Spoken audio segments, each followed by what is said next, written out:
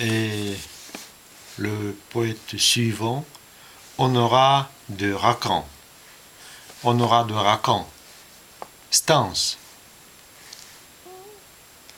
Tircis, il faut penser à faire la retraite.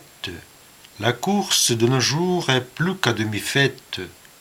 L'âge insensiblement nous conduit à la mort. Nous avons assez vu sur la mer de ce monde errer, errer au gré des fleux, errer au gré des flots notre nef vagabonde. Il est temps de jouir des délices du port.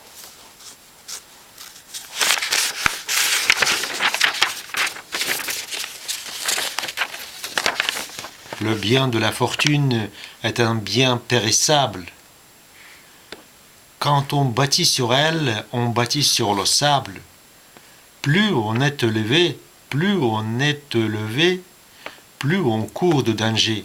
Les grands pins sont en butte au coup de la tempête.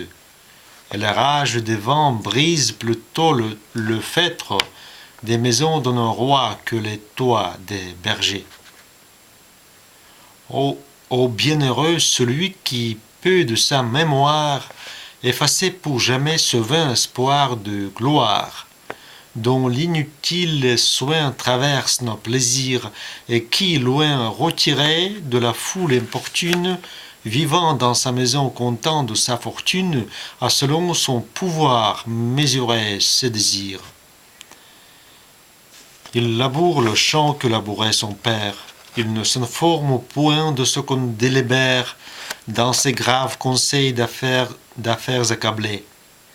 Il voit sans intérêt la mer grosse d'orage et n'observe des vents les sinistres présages que pour le soin qu'il a du salut de ses blés.